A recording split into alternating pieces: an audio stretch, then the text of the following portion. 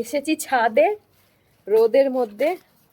এই দেখো আম, এবার দেখো কি করে আম সত্ত্ব দিচ্ছে। প্লাস্টিকের ওপরে প্রথমে সর্ষার তেল মাখিয়েছ? সর্ষার তেল মাখিয়ে এই যে আম তারপরে দেবে।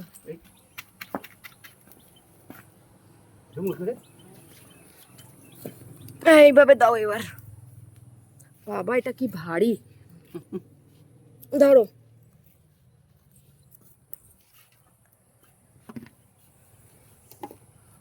তারপর এক পাল্লা শুকাবে, আবার আরেক পাল্লা দেবা, এরপরে এটাকে বারে লেয়ার মতন।